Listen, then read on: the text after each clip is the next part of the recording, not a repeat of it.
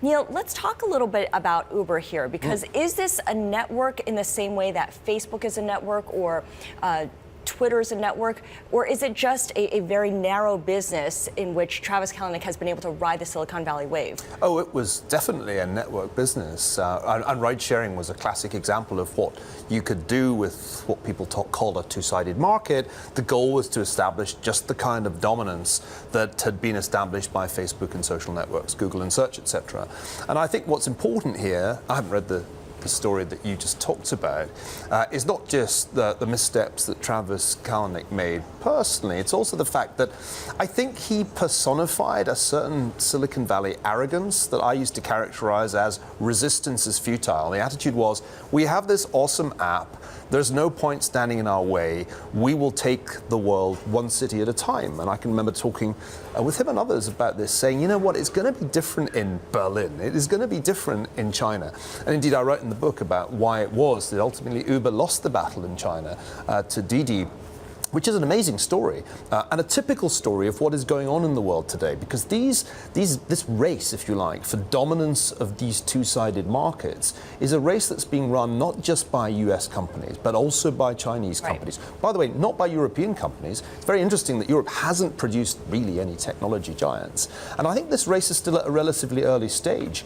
It's not clear who will really be dominant, for example, in global online retail 10 years from now. My hunch is it won't necessarily be Amazon. If you go talk to the people at Alibaba, they'll say, we actually have a better understanding of emerging markets, and we're going to own not just China, we're going to own Eurasia, and then we'll move on to Africa and Latin America, and we'll leave you guys, the United States. That would be a really remarkable turn of events if it happened.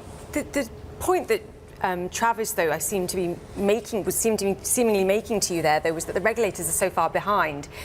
The technology innovation goes so fast that actually they've got a potential here to move into all these different markets and not necessarily worry so much. At one point in the story, he was on his knees crawling, saying, I'm so terrible. He then jumped up to go back into that meeting and was like, we have a PR problem.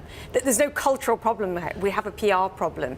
At what point is that relevant for such a huge network and so many networks around the world that we have? I think that's a very Silicon Valley response to a problem, and it's not that different from the way Facebook initially responded when people started to say, hey, you know, you played something of a destabilizing role in the 2016 election.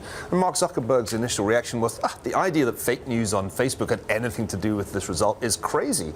Well, of course, the tone quickly changed, but at first, the response is always, we have a PR problem, go fix the PR, rather than recognizing that sometimes the problems are very fundamental. So respond or break? I think there has to be a bigger response than we've seen so far. These companies have become enormously powerful with huge market shares. I don't think there's ever going to be a successful breakup. I think antitrust won't work. But I do think we need to think about the implications, particularly in the realm of our public sphere, of having a very small number of companies dominating online advertising.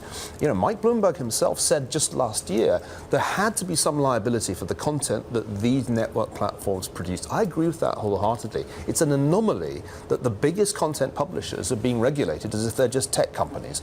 And I think you're right, the regulators are behind, as they are with Bitcoin, as they are with cryptocurrencies. But history tells us that no matter how rapidly a network grows, the regulators, the government eventually catches up. But the network itself has a lashback, though, too, with the delete Uber, #delete Uber. And we're seeing So it was the network itself, then, that responded and tried to push And there's the something change. of that backlash for Facebook, too, just beginning to make itself felt.